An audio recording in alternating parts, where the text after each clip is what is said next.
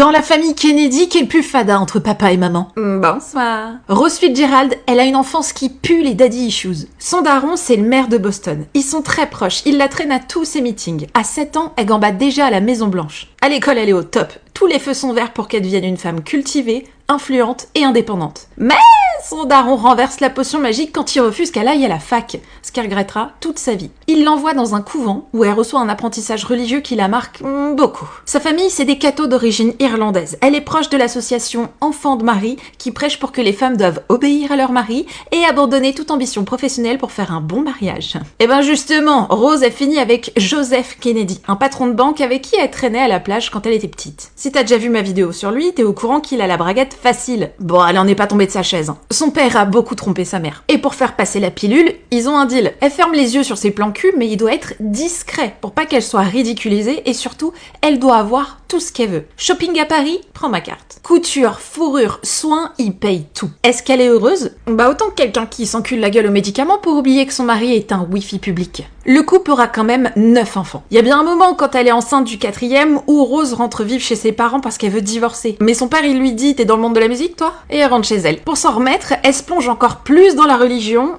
et les pilules. Comme elle peut pas contrôler son mariage, Rose contrôle son corps et celui des enfants. Elle est obsédée par sa ligne et personne n'a le droit de prendre du poids. Pour faire de l'élite américaine, il leur donne une éducation plus rigide que le silence pendant un enterrement avec une sonnerie de téléphone Baby Shark. Les gossips sont interdits. À table, tu te tais et t'attends d'être interrogé sur des sujets politiques ou économique. L'esprit de compétition est poussé à bloc pour être le numéro 1 aux yeux des parents. Joe, il est à la maison que 65 jours par an. Le reste du temps, il est à Palm Beach avec ses meufs. De son côté, Rose suit les préceptes d'un bouquin sorti en 1915 qui conseille de surtout pas embrasser les bébés avant 6 mois pour leur éviter des maladies mortelles comme la tuberculose. Elle a tout whipping, elle ne prendra pas ses enfants dans ses bras. John ira même câliner le chien en allant se coucher en imaginant que c'est sa mère. Mais les Kennedy, ils savent qu'il faut savoir jouer des apparences. Alors les photos de famille, il les montre souriant, et Rose est même faite comtesse pontificale par le pape Pie XII pour saluer son exemplarité familiale. Joe, il a capté 2 choses. L'argent et les relations publiques, ça fait 80% du taf. Il répète à ses enfants, c'est pas ce que vous êtes qui compte, mais ce que les gens croient que vous êtes. Et c'est bien ce qui est appliqué quand la famille emménage à Londres quand il devient ambassadeur. Rose est fière de présenter ses filles au bal des débutantes, mais ça, c'est avant de renier complet Rosemary qui sera lobotomisée. Son enfance dans les meetings de son père, et bah c'est un pet d'atout pour les carrières de ses fils, pendant qu'en coulisses, elle dit à ses belles-filles de serrer les dents quand ils vont voir ailleurs. Sa belle-fille la plus célèbre, Jackie, elle dira d'elle qu'elle était pas très maline et qu'elle préférait avoir un chapelet dans les mains plutôt qu'un livre. Son personnel de maison racontera qu'elle était avare et méchante,